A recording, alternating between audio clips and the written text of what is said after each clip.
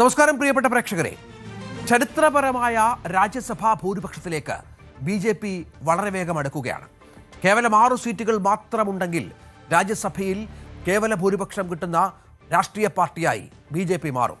ഇതിനു മുൻപ് അവസാനമായി ഒരൊറ്റ രാഷ്ട്രീയ പാർട്ടിക്ക് ഭൂരിപക്ഷം ഉണ്ടായിരുന്നത് 1986-ലായിരുന്നു. അന്ന് പ്രധാനമന്ത്രി രാജീവ് ഗാന്ധിയുടെ നേതൃത്വത്തിലുള്ള കോൺഗ്രസിനായിരുന്നു ഈ ഭൂരിപക്ഷം. നമുക്കറിയാം, വരാനിരിക്കുന്ന നിർണായകമായ മൺസൂൺ സമ്മേളനത്തിൽ നിരവധി ബില്ലുകൾ BJPയുടെ ഭാഗത്ത് നിന്ന് പാസ്സാക്കാനുണ്ട്. തങ്ങളുടെ സ്ഥാനം ശക്തമാക്കാനൊരുങ്ങുന്നതോടെ രാജ്യസഭയിൽ BJP നയിക്കുന്ന NDAയ്ക്ക് വലിയ രീതിയിലുള്ള സംഖ്യാബലം കിട്ടും എന്നുള്ള പ്രധാനപ്പെട്ട കാര്യം കൂടിയുണ്ട്.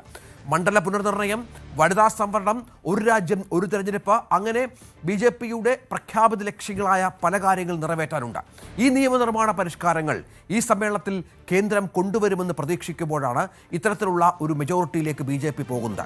പശ്ചിമ ബംഗാളിൽ നിന്നാണ് പാർട്ടിക്ക് പെട്ടെന്നുള്ള ഒരു മുന്നേറ്റം ലഭ്യമാകുന്നത്. തൃണമൂലിൻ്റെ തകർച്ചയെ തുടർന്നായിരുന്നു.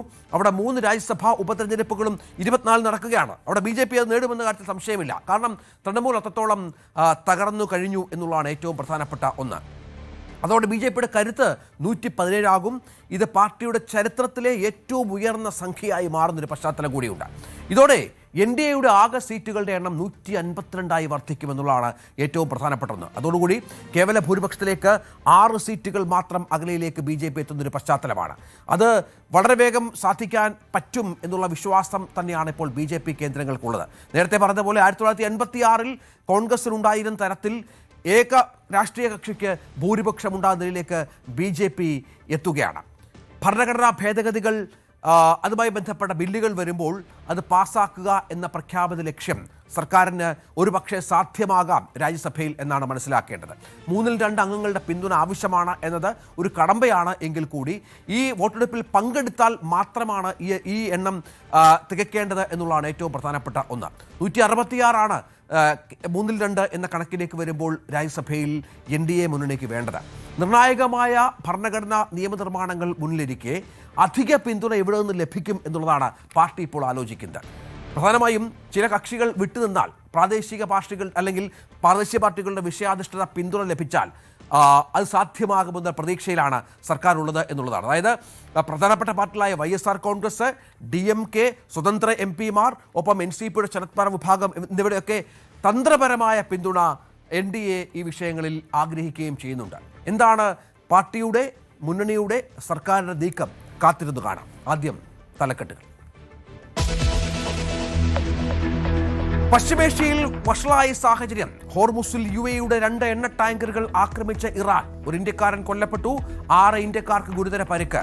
ഒമാൻ തീരം വഴി ഹോർമുസ് മുറിച്ചു കടക്കാൻ ശ്രമിച്ചുവെന്ന് ഇറാൻ. ക്രൂയിസ് മിസൈൽ പതിച്ച് കപ്പലുകൾക്ക് തീപിടിച്ചതായി UAE. ഇറാൻ ആക്രമണം. ഹോർമുസിൽ അമേരിക്കയുടെ നാവിക ഉപരോധ പ്രഖ്യാപനത്തിന് പിന്നാലെ ഹോർമുസ് ഇനി അമേരിക്ക കൈകാര്യം ചെയ്യുമെന്നും ടോൾ ഈടാക്കുമെന്നും ട്രംപ്. ബാബ് അൽ മന്ദബ് അടയ്ക്കുമെന്ന് ഇറാൻ. എണ്ണവില $200 കുതിക്കുമോ? മുന്നറിയിപ്പുമായി യമൻ. ഇന്ധന വിപണി തകരുമെന്നും രാജ്യങ്ങൾ പട്ടിണിയിലാകുമെന്നും ഇറാന്റെ പ്രസ് TV. ഹോർമുസിലൂടെയുള്ള എണ്ണക്കയറ്റുമതി താൽക്കാലികമായി നിർത്തി സൗദി അറേബ്യ. തുടർച്ചയായ 3ാമത്തെ രാത്രിയിലും ഇറാനെ ആക്രമിച്ച് US. മുങ്ങിക്കപ്പലും കപ്പൽ അറ്റകുറ്റപ്പണി കേന്ദ്രവും ആക്രമിച്ചു. ആദ്യമായി ഇറാനെതിരെ സീ ഡ്രോണുകൾ പ്രയോഗിച്ചു. പിക്കാക്സ് ആണവ കേന്ദ്രം ആക്രമിക്കുമെന്ന് ട്രംപിന്റെ ഭീഷണി. സൗദി അറേബ്യയിൽ ഹൂതികളുടെ മിസൈൽ ആക്രമണ ശ്രമം തകർത്ത് വ്യോമസേന. വ്യോമഗതാഗതം തടസ്സപ്പെട്ടു. 3 എയർപോർട്ടുകൾ അടച്ചു. സൗദി തിരികെ യമൻ ആക്രമിച്ചു. സനാ വിമാനത്താവളത്തിന് നേരെ മിസൈലുകൾ. രാജ്യാന്തര ബഹിരാകാശ നിലയത്തിലെത്തുന്ന ആദ്യ മലയാളിയാകാൻ കേണൽ ഡോക്ടർ അനിൽ മേനോൻ. ഇന്ന് രാത്രി ഇന്ത്യൻ സമയം 8:17 യാത്ര തിരിക്കും. കസാക്കിസ്ഥാനിലെ ബൈക്കനൂർ കോസ്മോഡ്രിൽ നിന്ന് യാത്ര റഷ്യക്കാരായ 2 പേർക്കൊപ്പം. കടം കയറി മുടിഞ്ഞ് പാകിസ്ഥാൻ. കൈവിട്ട് ചൈനയും. ലോകരാജ്യങ്ങൾക്ക് മുന്നിൽ പണത്തിനായി യാചന. ഇനി പ്രതീക്ഷ സൗദിയിൽ. തിരുവനന്തപുരത്തെ BJP councillor R Sugathan Viyyur ജയിലിൽ സത്യപ്രതിജ്ഞ ചെയ്യും. സത്യപ്രതിജ്ഞ ചടങ്ങ് 11 മണിക്ക്. കാപ്പ കേസിൽ ജയിലിൽ കഴിയുന്ന സുഗതന് അനുമതി നൽകിയത് ഹൈക്കോടതി. പ്രവേശനം അത്യാവശ്യ ഉദ്യോഗസ്ഥർക്കും അക്രഡിറ്റർ മാധ്യമങ്ങൾക്കും മാത്രം. സൂപ്പർ ഹിറ്റായി പ്രിയദർശിനി. UDF സർക്കാരിന്റെ ജനപ്രിയ പദ്ധതി ആരംഭിച്ചിട്ട് നാളെ 1 മാസം. 5 ലക്ഷം വനിതാ യാത്രക്കാർ അധികമായി KSRTCയിലെത്തി. പ്രതിദിനം സൗജന്യ ടിക്കറ്റുകൾ 3 കോടി രൂപയുടെ വരെ. സൗജന്യ യാത്ര 3725 ഓർഡിനറി ബസ്സുകളിൽ. കിഫ്ബിയുടെ പ്രവർത്തനം പരിശോധിക്കാനും പുനരുദ്ധരിക്കാനും സർക്കാർ. IAS ഓഫീസർ സുധാ പിള്ളയുടെ നേതൃത്വത്തിൽ 5 അംഗ വിദഗ്ധ സമിതി. സഹായത്തിന് ധനവകുപ്പ് അഡീഷണൽ ചീഫ് സെക്രട്ടറി കൺവീനറായും കമ്മിറ്റി. വിഭവ സമാഹരണത്തിലും കടമെടുപ്പിലും വിശദമായ പരിശോധന. വയനാട് കള്ളാടി ദുരന്തത്തിൽ മുൻ ചീഫ് സെക്രട്ടറി ജയതിലക് പ്രതിക്കൂട്ടിലേക്ക്. അപകട സാധ്യതാ മുന്നറിയിപ്പ് തള്ളിയതിന്റെ തെളിവ് ന്യൂസ് 18 പുറത്തുവിടുന്നു. ദുരന്തം ഉദ്യോഗസ്ഥ അനാസ്ഥയുടെ ഫലമെന്ന് വിലയിരുത്തൽ. ദുരന്ത നിവാരണ അതോറിറ്റിയെ ജയതിലക് നോക്കുകുത്തിയാക്കിയെന്നും നിഗമനം. News 18 big breaking. ലോകകപ്പിൽ ഇന്ന് ആദ്യ സെമി. ഫ്രാൻസും സ്പെയിനും ഏറ്റുമുട്ടും. ഫൈനലിന് മുൻപുള്ള ഫൈനൽ എന്ന് കളിയെ വിശേഷിപ്പിച്ച് ഫുട്ബോൾ ലോകം. ഫ്രാൻസിനെ നോക്കൌട്ടിൽ വീഴ്ത്തിയ ആത്മവിശ്വാസത്തിൽ സ്പെയിൻ. മത്സരം രാത്രി 12:30 ഡാളസിൽ. 96.2% ആൽക്കഹോളുമായി പ്രവാസി മലയാളിയുടെ മദ്യ ബ്രാൻഡ് വരുന്നു. മണവാട്ടി പോളിഷ് ബ്രാൻഡ് പോൾമോസ് സ്പിരിറ്റ്സിനെ പിന്നിലാക്കി വീര്യം. ലണ്ടൻ ബാരൺ ലിമിറ്റഡ് പുറത്തിറക്കുന്ന മദ്യമെത്തുക 50 മില്ലി കുഞ്ഞൻ കുപ്പിയിൽ.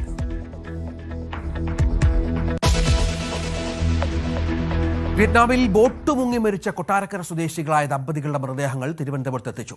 വിക്ടറി വ്യവസായ ഗ്രൂപ്പ് ഉടമയായ AV തോമസിന്റെയും ഭാര്യ ലൗനിയുടെയും മൃതദേഹമാണ് എത്തിച്ചത്. കൊട്ടാരക്കരയിലേക്ക് ഉടൻ മൃതദേഹം കൊണ്ടുപോകും. കഴിഞ്ഞ ദിവസമാണ് ലാവ മൊബൈൽ കമ്പനിയുടെ ഇൻസെന്റീവ് ട്രിപ്പിനായി ഇവരടക്കമുള്ള സംഘം വിയറ്റ്നാമിലേക്ക് പോയത്. അപകടത്തിൽ 15 പേർ ആകെ മരിച്ചു. മറ്റുള്ളവർ തമിഴ്നാട്, ആന്ധ്ര സ്വദേശികളാണ്. ഡാൻ കുര്യൻ വിവരങ്ങൾ പങ്കുവെക്കും. ഡാൻ, അപ്രതീക്ഷിതമായി ഉണ്ടായ ഒരു സംഭവം, അപകടമാണ്, വലിയ ദുരന്തമാണ്. എന്താണ് വിവരങ്ങൾ? എപ്പോഴേക്കാണ് ഇവരുടെ സംസ്കാര ചടങ്ങുകൾ?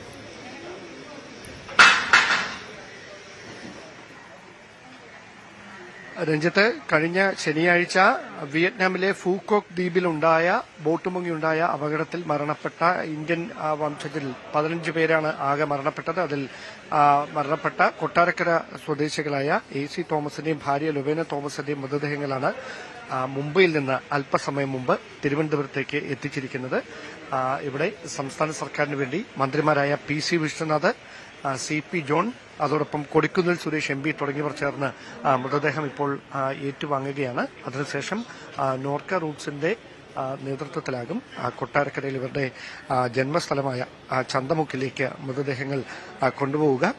അവിടെ വെച്ചാണ് മറ്റ് സംസ്കാര ചടങ്ങുകളൊക്കെ നടക്കുന്നത്.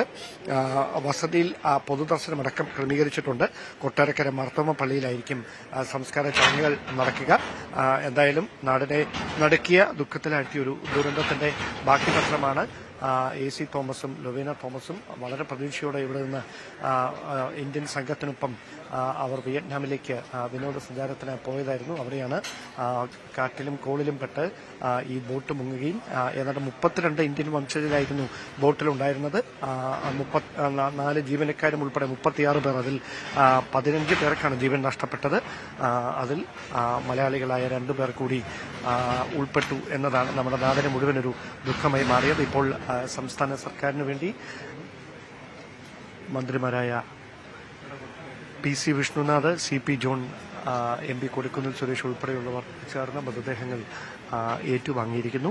ബന്ധുക്കളെ അടക്കം ചേർത്ത് നിർത്തി മന്ത്രിമാരുടെ നേതൃത്വത്തിൽ ആശ്വസിപ്പിക്കുന്നതും കാണാം. ഏതാനും മിനിറ്റുകൾ മാത്രമായിരിക്കും ഇവിടെ മൃതദേഹങ്ങൾ സൂക്ഷിക്കുക. അതിനുശേഷം അല്പസമയത്തിനകം നോർക്ക റൂട്ട്സിന്റെ നേതൃത്വത്തിൽ പ്രത്യേകം സജ്ജമാക്കിയിരിക്കുന്ന ആംബുലൻസുകളിൽ കൊട്ടാരക്കരയിലേക്ക് മൃതദേഹങ്ങൾ കൊണ്ടുപോകും. പോലീസ് അകമ്പടിയോടെ ആയിരിക്കും ഈ മൃതദേഹങ്ങൾ പോലീസും ക്രമീകരണങ്ങളിലാണ്. വിനീഷ് കൂടി കൊട്ടാരക്കരയിലും ചേരുന്നു. വിനീഷ്, ഒരു പ്രധാനപ്പെട്ട ഒരു ബിസിനസ്സുകാരൻ, അപ്രതീക്ഷിതമായ ഒരു അപകടം സംഭവിക്കുന്നു. നാടിനെ അക്ഷരാർത്ഥത്തിൽ ഞെട്ടിച്ച ഒരു സംഭവമായി കൂടി ഇത് മാറുകയാണ്. ഒരിക്കലും പ്രതീക്ഷിക്കാത്ത ഒരു ദുരന്തം, പ്രത്യേകിച്ച് ഒരു വിനോദയാത്രയിൽ. ഇത് അങ്ങനെ തന്നെയാണ്. നാടിനെ വലിയ രീതിയിൽ ദുഃഖത്തിലാക്കിയ ഒരു സംഭവം തന്നെയാണ്. കഴിഞ്ഞ ദിവസം PC വിശ്വനാഥ് മന്ത്രി അടക്കം ഇവർ വീട്ടിലെത്തുകയും ബന്ധുമിത്രാദികളെ കണ്ട് അനുശോചനം അറിയിക്കുകയൊക്കെ ചെയ്തിരുന്നു. അപ്പോൾ ഈ ദമ്പതികളുടെ മകൻ വളരെ വേദനാജനകമായ ഒരു കാര്യമാണ് പറഞ്ഞത്. പപ്പയും മമ്മിയും ചൊവ്വാഴ്ച മടങ്ങി എത്തേണ്ടവരാണ്, പക്ഷേ ചൊവ്വാഴ്ച എത്തുന്നത് ഇങ്ങനെയാണെന്നുള്ളത് വളരെ വേദനാജനകമായ ഒരു സംഭവമാണ്. എന്തായാലും മൃതശരീരങ്ങൾ തിരുവനന്തപുരം എയർപോർട്ടിൽ എത്തിച്ചിട്ടുണ്ട്. അല്പസമയത്തിനകത്ത് തന്നെ കൊട്ടാരക്കരയിലേക്ക് എത്തിക്കും. കൊട്ടാരക്കര മോർച്ചറിയിലാകും മൃതശരീരം ഇന്ന് സൂക്ഷിക്കുക. നാളെയാണ് സംസ്കാര ചടങ്ങുകളൊക്കെ നടക്കുക. അപ്പോൾ നാളെ ഒരു 10 മണിയോടുകൂടി കൊട്ടാരക്കര ജൂബിലി മന്ദിരത്തിൽ പൊതുദർശനമുണ്ടാകും. ശേഷമാകും 3 മണിക്കാകും ശുശ്രൂഷകൾ, അത് മതപരമായ ശുശ്രൂഷകളൊക്കെ ആരംഭിക്കുക. തൊട്ടടുത്തുള്ള, അതായത് ഇവരുടെ വീടിന് തൊട്ടടുത്തുള്ള മർത്തോമ ദേവാലയത്തിന്റെ സെമിത്തേരിയിലാണ് സംസ്കാര ചടങ്ങുകളൊക്കെ നടക്കുക. എന്തായാലും ഈ ചടങ്ങിൽ ബന്ധുമിത്രാദികൾക്കപ്പുറം സാമൂഹ്യ രാഷ്ട്രീയ സാംസ്കാരിക രംഗത്തെ പ്രമുഖരൊക്കെ വരികയും അന്തിമോപചാരം അർപ്പിക്കുകയൊക്കെ ചെയ്യും. നമുക്കറിയാം, ജൂലൈ 7-നായിരുന്നു ഈ വിനോദയാത്രക്കിടയിൽ ഇത്തരത്തിലുള്ള ഒരു സംഭവം, അതിദാരുണമായ ഒരു സംഭവം ഉണ്ടായത്. ഏതായാലും ഇപ്പോൾ മൃതദേഹങ്ങൾ എത്തിച്ചിരിക്കുന്നു. ഇനി ജന്മനാട്ടിലേക്ക്, അവസാനമായി അവരെ ജന്മനാട്ടിലേക്ക് കൊണ്ടുപോകാനുള്ള ഒരുക്കത്തിലാണ്. സർക്കാർ സംവിധാനങ്ങളൊക്കെ ഉണർന്ന് പ്രവർത്തിക്കുന്നു. മന്ത്രിമാർ 2 പേരുണ്ട്. കൊടിക്കുന്നിൽ സുരേഷ് MP-യും ഇവിടെയുണ്ട്. മനസ്സിലാക്കേണ്ടത് ഇവരോടൊക്കെ വളരെ അടുപ്പമുള്ള ഒരു ബിസിനസ്സുകാരൻ കൂടിയായിരുന്നു അദ്ദേഹം എന്നുള്ളതാണ്. നമുക്ക് മറ്റു ചില വാർത്തകളിലേക്ക് കൂടി ഒന്ന് പോകണം. അതിൽ ഒന്ന് പശ്ചിമേഷ്യയിലെ സംഘർഷവുമായി ബന്ധപ്പെട്ടാണ്. പശ്ചിമേഷ്യയിൽ വീണ്ടും കാര്യങ്ങൾ ഒട്ടും സുഖകരമായി അല്ല പോകുന്നത് എന്നുള്ളതാണ് ഏറ്റവും പുതിയ പ്രധാനപ്പെട്ട വിവരങ്ങൾ പുറത്തുവിടുന്നത്. ഹോർമുസിൽ വീണ്ടും ഇറാന്റെ ആക്രമണം സംഭവിക്കുകയാണ്. അതായത് ഇറാന്റെ പാതയിലൂടെ അല്ലാതെ കടന്നു പോകുന്ന എണ്ണ ടാങ്കറുകൾ ആക്രമിക്കും എന്ന് ഇറാൻ പറഞ്ഞത് തൊട്ടു പിന്നാലെ 2 UAE എണ്ണ ടാങ്കറുകൾ ഇറാൻ തകർക്കുന്നു. ക്രൂയിസ് മിസൈലുകൾ ഉപയോഗിച്ച് ടാങ്കറുകൾക്ക് തീപിടിക്കുന്നു. ഇതിൻ്റെ ദാരുണമായ ഒരു സംഭവം, അപകടത്തിൽ മരിച്ചത് ഒരു ഇന്ത്യക്കാരനാണ്. 8 പേർക്ക് പരിക്കേറ്റതിൽ 6 പേരും ഇന്ത്യക്കാരാണ്. ഇവരിൽ 4 പേരുടെ നില ഗുരുതരമാണ് എന്ന വിവരം കൂടിയാണ്. അതായത് ഒമാൻ തീരം വഴി ഹോർമുസ് മുറിച്ചു കടക്കാൻ ശ്രമിച്ച UAE മംബാസ്, അൽബാഹിയ എന്നീ 2 എണ്ണക്കപ്പലുകളാണ് ആക്രമിക്കപ്പെട്ടത് എന്നാണ് UAE ഇക്കാര്യം സ്ഥിരീകരിച്ചിട്ടുണ്ട്. UAE പ്രതിരോധ മന്ത്രാലയം ഇതുമായി ബന്ധപ്പെട്ട ആശങ്ക രേഖപ്പെടുത്തിയ പശ്ചാത്തലം കൂടിയുണ്ട്. അജയ് സുധാ ബിജു വിവരങ്ങളുമായി ചേരും. അജയ് സുധാ ബിജു, ഹോർമുസ് സംഘർഷഭരിതമാണ്.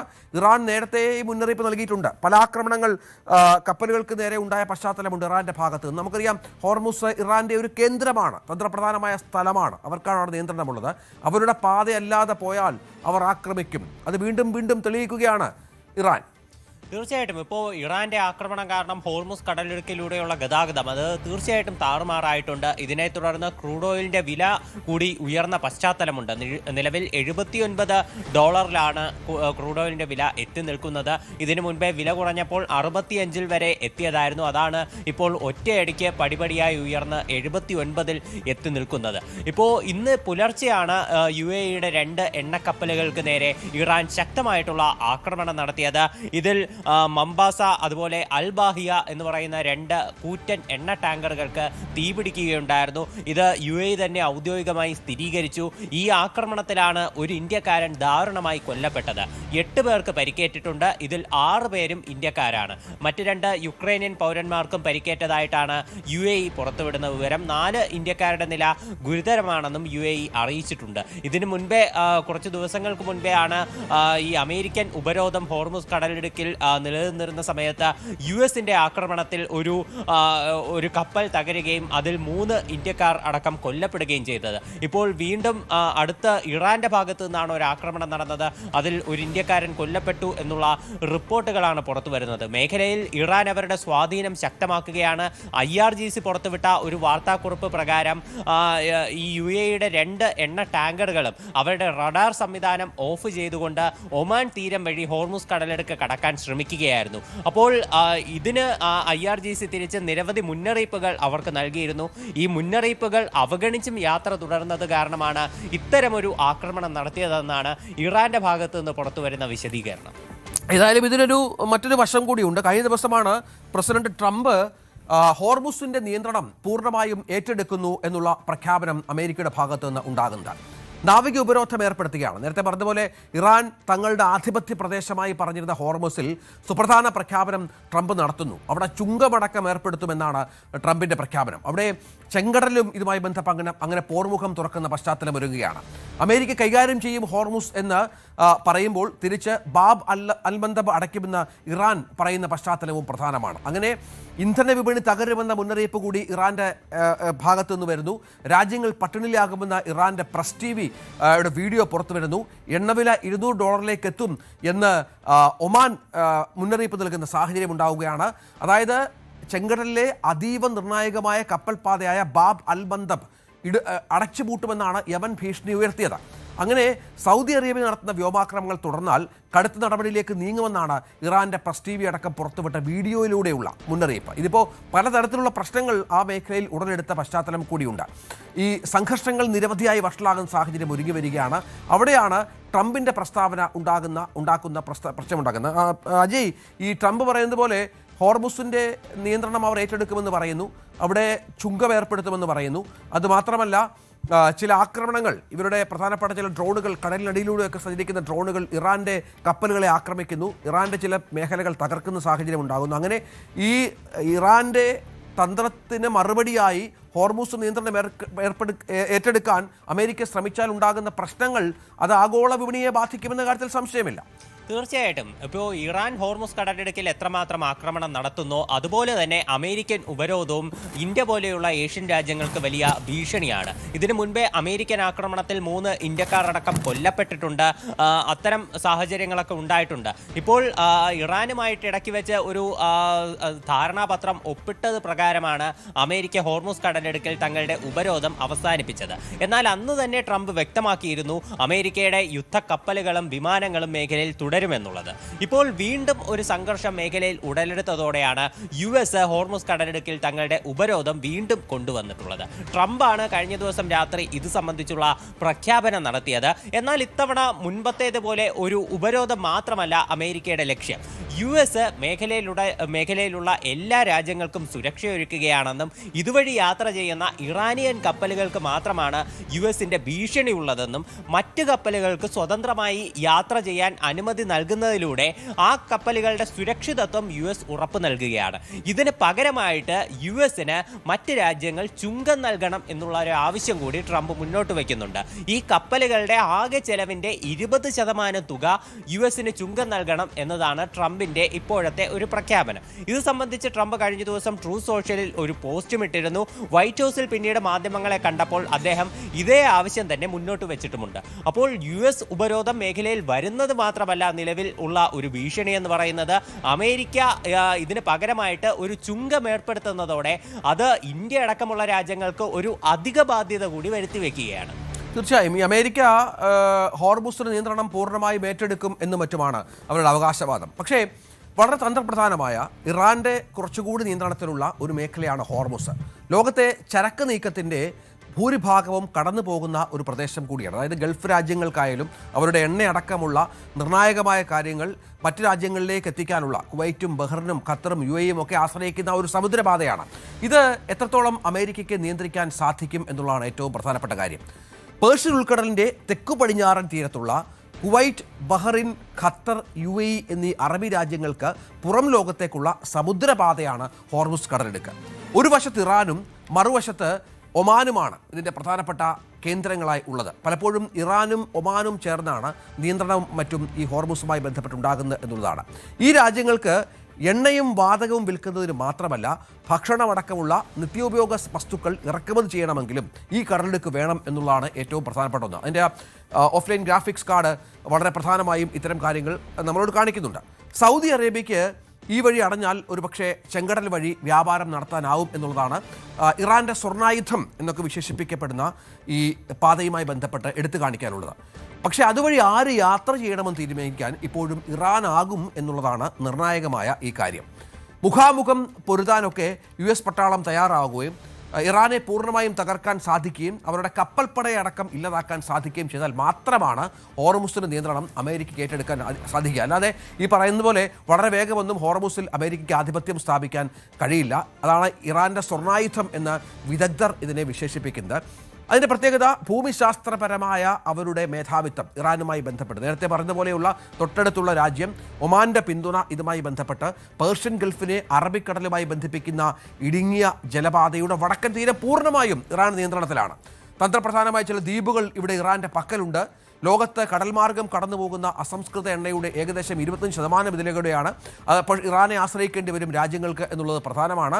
അങ്ങനെ വൻകിട സൈനിക സന്നാഹങ്ങൾ കൂടാതെ മിസൈലുകൾ, ഡ്രോണുകൾ, സ്പീഡ് ബോട്ടുകൾ, കടൽ മൈനുകൾ എന്നിവ ഒക്കെ ഇറാന് സ്വന്തമായി ഇവിടെ ഉണ്ട് എന്നുള്ളതാണ്. അത് മാത്രമല്ല, ഇപ്പോൾ മൈനുകൾ സ്ഥാപിച്ചുകൊണ്ട് തങ്ങളെ അനുസരിക്കാത്ത ബോട്ടുകളെ തകർക്കാനും മറ്റും ഇറാൻ ശ്രമിക്കുന്നത് ഈ ധൈര്യത്തിൻ്റെ പുറത്താണ്. അതുകൊണ്ട് തന്നെയാണ് പറയുന്നത് അമേരിക്കയ്ക്ക് ഇവിടെ നിയന്ത്രിക്കാം എന്നും ചുങ്കം ചുമത്തുമെന്നുമൊക്കെ ട്രംപ് വാചകമടിക്കുന്നത് പോലെയല്ല ഭൂമിശാസ്ത്രപരം ഇവിടുത്തെ പ്രത്യേകത. ഒരുപക്ഷെ ഈ യുദ്ധം പലപ്പോഴും നിർത്തിവെക്കേണ്ടി വരുന്നത്, സമാധാന കരാറിലേക്ക് അമേരിക്കയും മറ്റും പോകേണ്ടി വരുന്നത് ഇത്തരത്തിലുള്ള ഹോർമുസിലുള്ള ഇറാൻ്റെ ആധിപത്യം മൂലമാണ്. ഹോർമുസ് പിടിച്ചെടുക്കുക എന്നുള്ളത് അമേരിക്കയ്ക്ക് വലിയ എളുപ്പമുള്ള കാര്യമല്ല. ആഗോള എണ്ണ വിപണിയെയും ആഗോള ചരക്ക് നീക്കത്തെയും ഒക്കെ നിയന്ത്രിക്കാൻ പറ്റുന്ന തരത്തിലുള്ള ഒരു ശക്തിയായി ഇറാൻ മാറുന്നതും നേരത്തെ പറഞ്ഞ പോലെ ഈ ഹോർമുസിന്റെ ആധിപത്യവുമായി ബന്ധപ്പെട്ടാണ്. ഇറാനിൽ വീണ്ടും അമേരിക്കയുടെ ആക്രമണം നടത്തിയെന്ന വിവരങ്ങൾ കൂടി പുറത്തുവരുന്നു. തുടർച്ചയായി മൂന്നാമത്തെ രാത്രിയിലാണ് US ഇറാനിൽ ആക്രമണം നടത്തുന്നത്. US സെൻട്രൽ കമാൻഡ് ഇതുമായി ബന്ധപ്പെട്ട പ്രസ്താവന നടത്തിക്കഴിഞ്ഞു. ബന്ദർ അബ്ബാസിൽ അമേരിക്ക ആക്രമണം നടത്തി. രാജ്യാന്തര വാർത്താ ഏജൻസിയായ IRNA ഈ വിഷയം റിപ്പോർട്ട് ചെയ്തു. സ്ഫോടന ശബ്ദമടക്കം അവിടെ കേട്ടു. വ്യോമപ്രതിരോധ സംവിധാനങ്ങൾ സജ്ജമാക്കിയതായി ഇറാൻ റിപ്പോർട്ടുകൾ പുറത്തു വന്നു. അതിന് പിന്നാലെയാണ് ഇറാനെതിരെ മൂന്നാമത്തെ രാത്രിയിലും ഞങ്ങൾ ആക്രമണം നടത്തിയെന്ന് US സെൻട്രൽ കമാൻഡ് വ്യക്തമാക്കുന്നത്.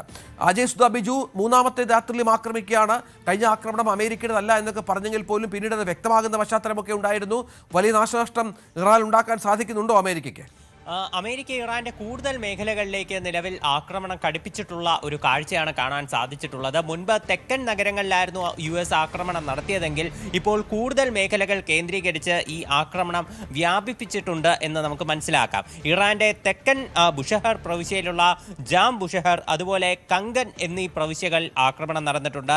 അതുപോലെ ബന്ദർ അബ്ബാസ് എന്ന നഗരത്തിൽ ആക്രമണം നടന്നു.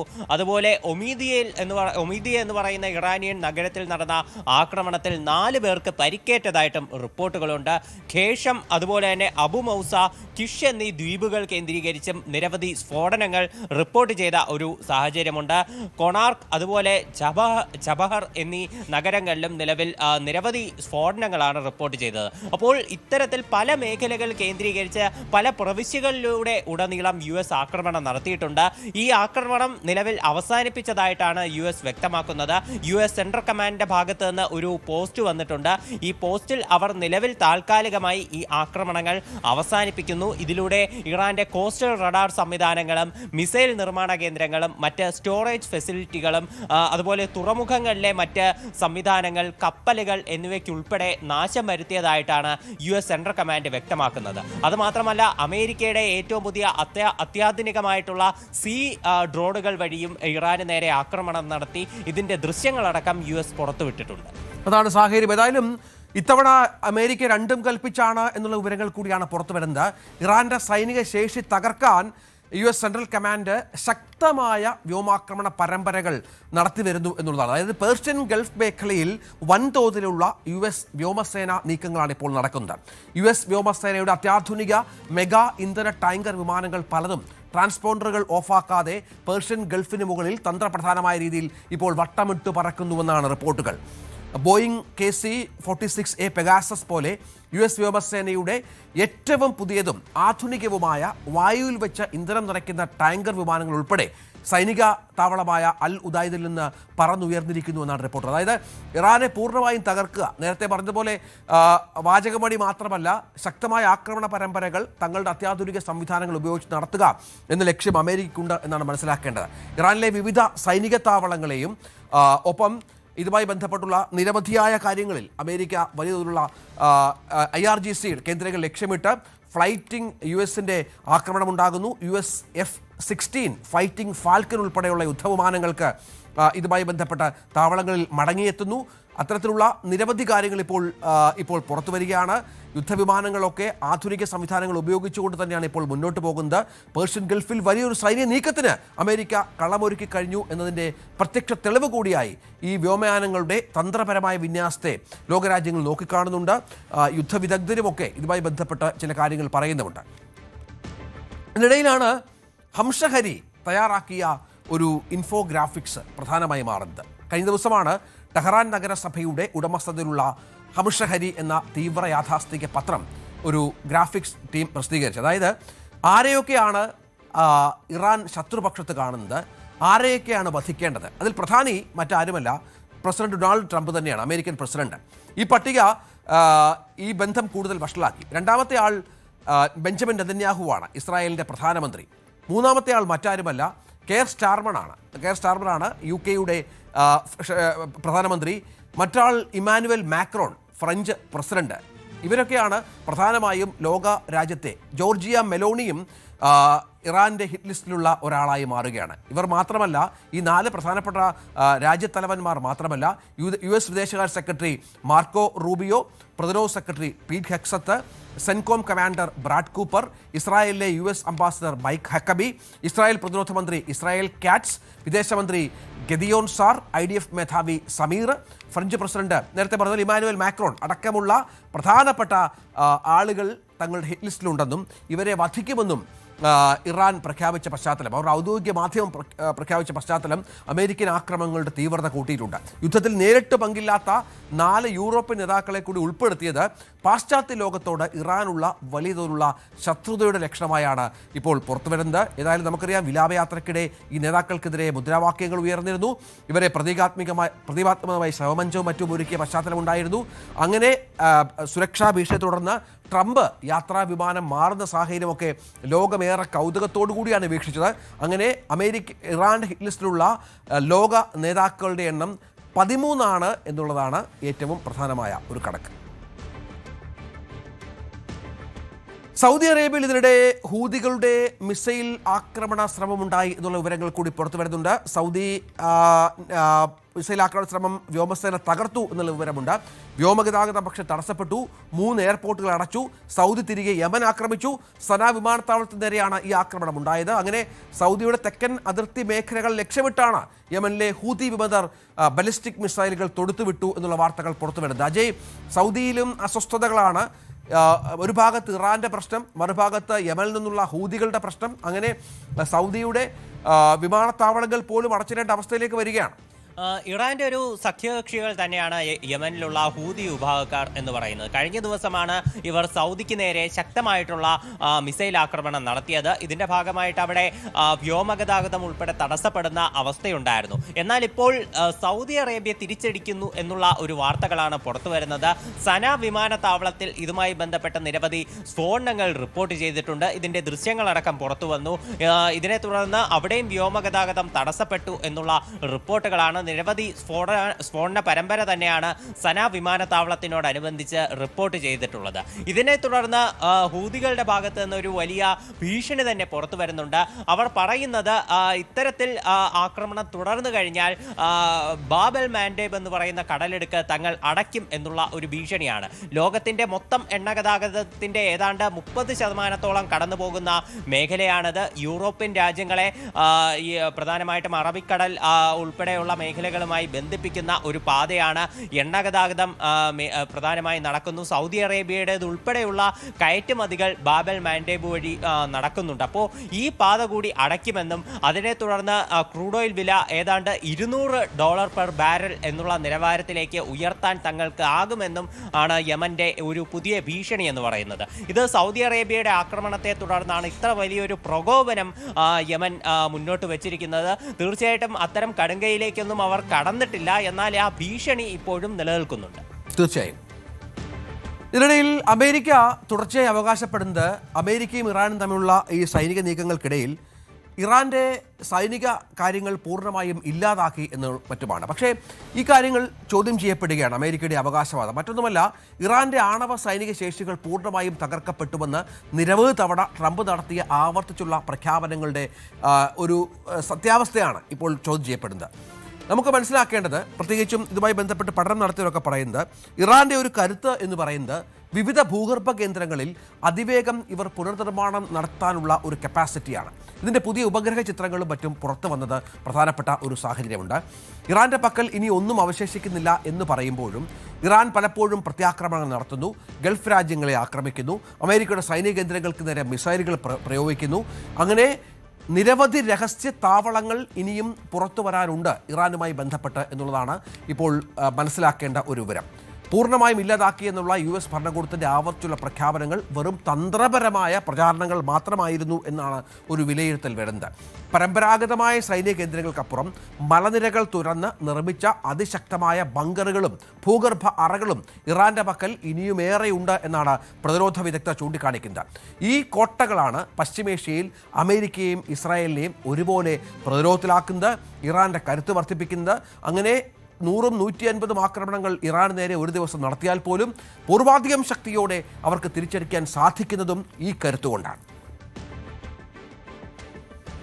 മറ്റു വാർത്ത, ഇറാനിലെ Islamic revolutionary guard core IRGC, നമുക്കറിയാം ഇറാന്റെ ഏറ്റവും കരുത്തേറിയ സേനാ വിഭാഗമാണ് അവരെ ഭീകര സംഘടനയായി ബ്രിട്ടൻ പ്രഖ്യാപിച്ചു എന്നുള്ളതാണ് ഏറ്റവും പ്രധാനപ്പെട്ട വിവരം.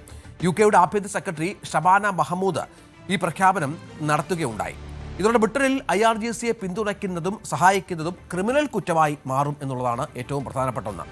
തങ്ങളുടെ ദേശീയ സുരക്ഷയ്ക്ക് ഭീഷണി ഉയർത്തുന്ന പ്രവർത്തനങ്ങളിൽ IRGC ഏർപ്പെട്ടു എന്നുള്ള വ്യക്തമായ തെളിവുകളുടെ അടിസ്ഥാനത്തിലാണ് ഈ നടപടിയെന്ന് ആഭ്യന്തര മന്ത്രാലയം അറിയിക്കുകയാണ്.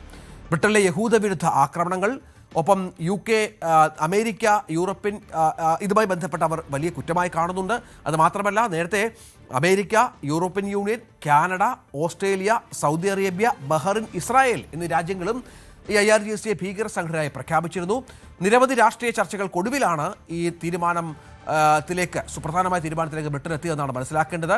ഇത്തരം കടുത്ത നടപടികൾ രാജ്യത്തിൻ്റെ സുരക്ഷ ഉറപ്പാക്കാൻ അത്യന്താപേക്ഷിതമാണ് എന്നാണ് ബ്രിട്ടന്റെ ആഭ്യന്തര മന്ത്രാലയത്തിൻ്റെ നിലപാട്. ഇന്നിപ്പോൾ നമുക്ക് അഭിമാനകരമായ ഒരു ദിവസമാണ്. നമ്മുടെ ഒരു മലയാളി അന്താരാഷ്ട്ര ബഹിരാകാശ നിലയത്തിലേക്ക് കുതിക്കാൻ ഒരുങ്ങുകയാണ്. ആദ്യ മലയാളിയാവാൻ US space force colonel doctor Anil Menon ഇന്ന് രാത്രി ഇന്ത്യൻ സമയം 8:17 യാത്ര തിരിക്കുക. കസാഖിസ്ഥാനിലെ ബൈക്കനൂർ കോസ്മോഡ്രിലിൽ നിന്ന് റോസ്കോസ്മോസ് സോയുസ് MS-29 ദൗത്യത്തിൻ്റെ ഭാഗമായാണ് യാത്ര.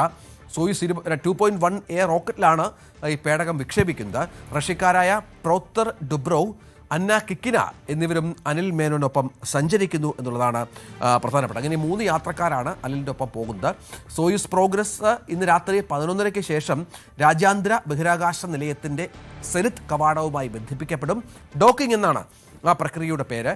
നാളെ പുലർച്ചെ 1 മണിയോടെ കവാടങ്ങൾ തുറക്കും. ഹാച്ചിങ് എന്ന് പറയുന്ന പ്രക്രിയയിലേക്ക് കാര്യങ്ങൾ പോകും. 1:30 അനിലും സംഘവും ബഹിരാകാശ നിലയത്തിലേക്ക് കടക്കും. അതായത് കേവലം മണിക്കൂറുകൾ മാത്രം നീളുന്ന ഒരു പ്രക്രിയയാണ്. സങ്കീർണമാണ് എങ്കിൽ പോലും ഏറെ നിർണായകമായ ഒരു കാര്യം കൂടിയാണ്, സംശയമില്ല. തുടർന്ന് നിലയത്തിലെ എക്സ്പെഡിഷൻ ദൗത്യത്തിൻ്റെ ഭാഗമാകും ഇവർ. ഇന്ത്യൻ അമേരിക്കൻ ഫിസിസ്റ്റും എഞ്ചിനീയറും സൈനിക ഉദ്യോഗസ്ഥരുമൊക്കെയാണ് അനിൽ മേനോൻ. ഏകദേശം 8 മാസത്തോളം ബഹിരാകാശത്ത് ഇവർ കഴിയും എന്നാണ് മനസ്സിലാക്കേണ്ടത്. നേരത്തെ പറഞ്ഞ 2 റഷ്യൻ ശാസ്ത്രജ്ഞരുടെ സാന്നിധ്യം ഉണ്ട്. പാതി മലയാളിയാണ് അനിൽ മേനോൻ. എല്ലാവരും അനിൽ മേനോനെ കുറിച്ച് ചർച്ച ചെയ്യുന്ന ഒരു സമയം കൂടിയാണ്. അദ്ദേഹം ജനിച്ചതും വളർന്നതുമൊക്കെ അമേരിക്കയിലാണ്. പാലക്കാട്ട് ഒറ്റപ്പാലം സ്വദേശി കൂടിയാണ് അനിൽ മേനോൻ. അങ്ങനെ ഇന്ന് കേരളത്തിന് ഏറെ അഭിമാനകരമായ ഒരു ദിവസം കൂടിയാണ്. മറ്റൊരു വാർത്ത, പാകിസ്ഥാൻ അഭിമുഖീകരിക്കുന്ന സാമ്പത്തിക പ്രതിസന്ധിയാണ്. ചൈനയായിരുന്നു അവരുടെ എല്ലാ പദ്ധതികൾക്കും പിന്തുണക്കാരെങ്കിൽ ഇപ്പോൾ ചൈന അവരെ കൈവിട്ടു എന്ന ചില വിവരങ്ങൾ കൂടി സാമ്പത്തിക വിദഗ്ധർ പങ്കുവെക്കുകയാണ്. മറ്റ് ലോകരാജ്യങ്ങൾക്ക് മുന്നിൽ, പ്രത്യേകിച്ചും സൗദിക്ക് മുന്നിലൊക്കെ ഇപ്പോൾ കൈനീട്ടുകയാണ് ചൈന എന്നുള്ളതാണ് ഏറ്റവും പ്രധാനപ്പെട്ടത്. അതുമായി ബന്ധപ്പെട്ട് പറയുന്നൊരു കാര്യം, ചൈന തങ്ങളുടെ പണം മുടക്കി ഏതാണ്ട് 18 ഊർജോൽപാദന പ്ലാന്റുകൾ പാകിസ്ഥാനിൽ ചൈനീസ് കമ്പനികൾ സ്ഥാപിച്ചിരുന്നു.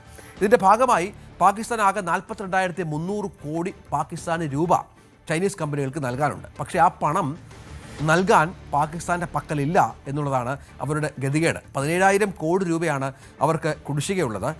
ആ പണം എഴുത്തള്ളണം എന്ന് ചൈനീസ് കമ്പനികളോട് പാകിസ്ഥാൻ ആവശ്യപ്പെട്ടതാണ് അവരെ പ്രകോപിപ്പിച്ചിരിക്കുന്നത്. എന്നാൽ ഈ ആവശ്യം കമ്പനികൾ കൈയോടെ തള്ളുന്ന ഒരു അവസ്ഥ ഉണ്ടാവുകയാണ്. സാമ്പത്തികമായി ഇവരെ വല്ലാതെ വെട്ടിലാക്കുന്നു. ഊർജ്ജ പദ്ധതിയുടെ കരാറിൽ നിന്ന് പാകിസ്ഥാൻ അനുകൂലമായ വ്യവസ്ഥകൾ ഉൾക്കൊള്ളിക്കും വിധം മാറ്റങ്ങൾ വരുത്തണമെന്ന ആവശ്യവും ചൈന തള്ളി. തുടർന്ന് ഇനി കൂടുതൽ വായ്പയ്ക്കായി ചൈനീസ് കമ്പനികളുടെ മുന്നിൽ ചെല്ലാനാവാത്ത ഒരവസ്ഥയിലാണ് ഇപ്പോൾ പാകിസ്ഥാൻ ഉള്ളത്. അത് മാത്രമല്ല, ഈ പണം നൽകുകയും വേണം. ഈ പണത്തിനായി ഇപ്പോൾ സൗദി അറേബ്യയിൽ നിന്ന് കടം വാങ്ങാനുള്ള ഒരു ശ്രമത്തിലാണ് പാകിസ്ഥാൻ. ഒരു $1000 കോടി, അതായത് 95,000 കോടി ഇന്ത്യൻ രൂപ സൗദി നൽകും, അതും 1% പലിശയിൽ എന്നുള്ള പ്രതീക്ഷയിലാണ് പാകിസ്ഥാൻ ഉള്ളത്. ആ പണം കിട്ടിയില്ലെങ്കിൽ പാകിസ്ഥാൻ്റെ കാര്യങ്ങൾ ആകെ കഷ്ടത്തിലാകും. അല്ലാതെ തന്നെ നമുക്കറിയാം, നിരവധി രാജ്യങ്ങളുടെ സഹായത്തോടെ മുന്നോട്ട് പോകുന്ന ഒരു സർക്കാരാണ്, കടത്തിൽ മുങ്ങിയ സർക്കാരാണ്. ദൈനംദിന ചെലവഴിക്കുന്നത് രാജ്യാന്തര നാണയനിധിയിൽ IMF നിന്നും മറ്റും കടമെടുത്താണ്. അപ്പോഴാണ് തങ്ങളുടെ സുഹൃത്ത് രാജ്യം എന്ന രീതിയിൽ വിശേഷിപ്പിക്കപ്പെട്ട ചൈനയുടെ ഭാഗത്ത് നിന്ന് ഈ മുട്ടൻ പണി പാകിസ്ഥാന് കിട്ടുന്നത്. നേപ്പാളിൽ ജൻസി കലാപം വ്യാപിക്കുകയാണ് എന്ന വിവരങ്ങൾ കൂടി പുറത്തു വരികയാണ്. നേപ്പാൾ തെരുവിൽ ഇപ്പോൾ യുവാക്കൾ തങ്ങളുടെ പോരാട്ടം നടത്തുകയാണ്. KP ശർമ്മ ഒലിയെ പടിയിറക്കിവിട്ട് പുതിയൊരു മാറ്റത്തിനായി ജൻസി തലമുറ നെഞ്ചിലേറ്റിയ നേപ്പാൾ പ്രധാനമന്ത്രി ബാലേന്ദ്ര ഷായ്ക്ക് ഇപ്പോൾ രാജ്യം കടുത്ത അഗ്നി പരീക്ഷണം തീർക്കുകയാണ് എന്ന വിവരമാണ് പുറത്തുവരുന്നത്. പാവപ്പെട്ടവർക്കെതിരെയുള്ള ക്രൂരതകൾ അവസാനിപ്പിക്കണമെന്ന ആവശ്യവുമായി ജനങ്ങൾ തെരുവിലാണ്. ഇതോടെ ഇനി എന്ന് ഈ രാജ്യത്ത് സമാധാനം ഉണ്ടാകുമെന്ന ചോദ്യം പ്രധാനമായി ഉയരുകയാണ്.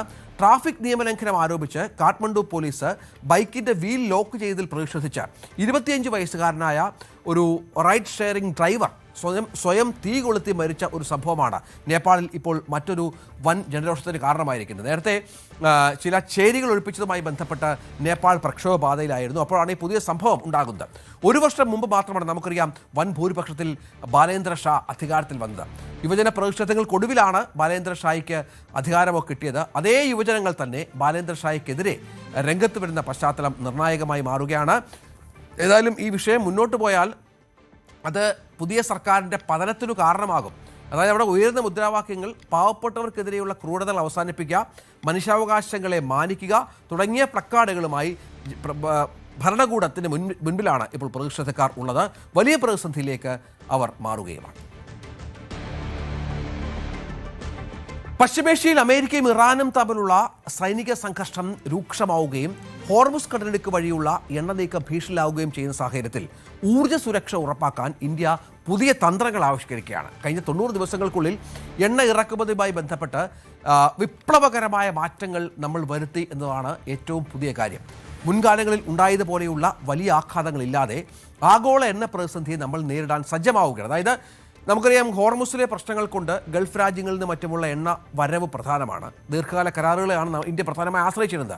എന്നാൽ ഇപ്പോൾ വിതരണം തടസ്സങ്ങൾ നേരിടുന്ന പശ്ചാത്തലത്തിൽ ഗൾഫ് രാജ്യങ്ങളുമായുള്ള കരാറുകൾ വെട്ടിച്ചുരുക്കി സ്പോട്ട് മാർക്കറ്റ് വഴി നേരിട്ട് എണ്ണ വാങ്ങുക, അതായത് അതാത് രീതിയിൽ കരാറുകളില്ലാതെ അന്നത്തെ ദിവസത്തെ വിലയനുസരിച്ച് എണ്ണ വാങ്ങുന്ന രീതിയിലേക്ക് നമ്മുടെ പൊതുമേഖലാ എണ്ണ കമ്പനികൾ മാറിക്കഴിഞ്ഞാണ് റിപ്പോർട്ടുകൾ.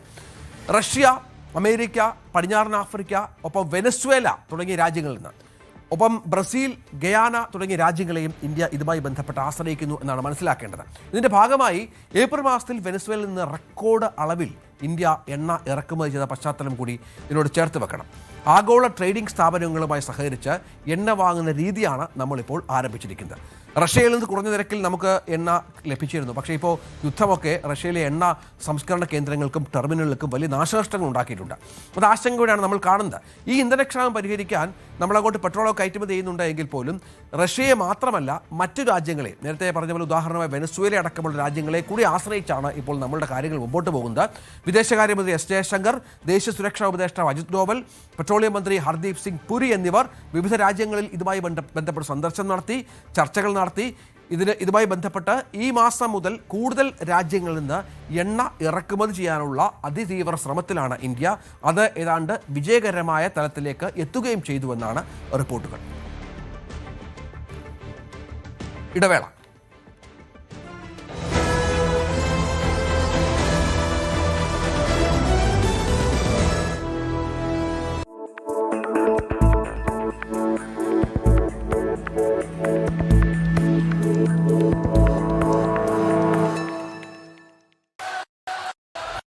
You think champion made in the arena?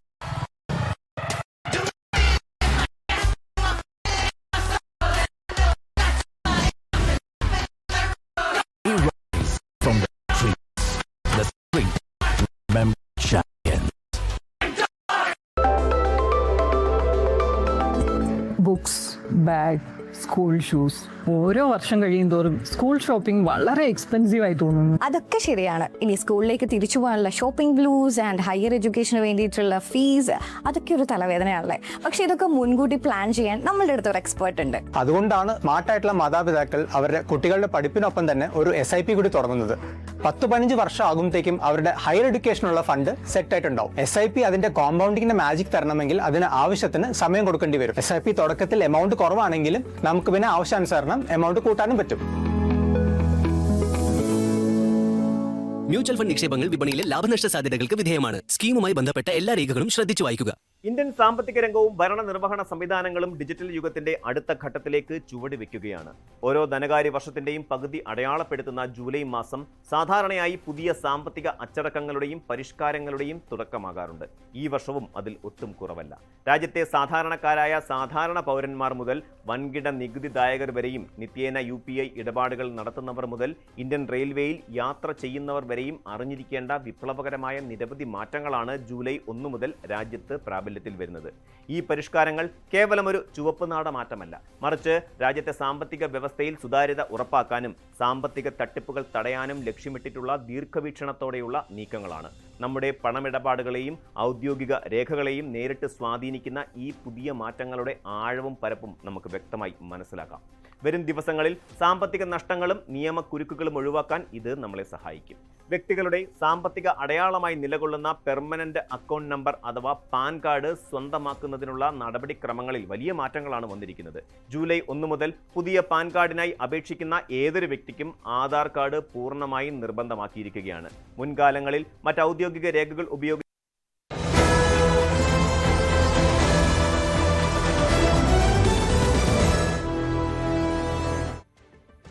കൃത്യനിഷ്ഠയുടെ കാര്യത്തിൽ ലോകത്തെ 4ാമത്തെ വിമാന കമ്പനിയായി എയർ ഇന്ത്യ.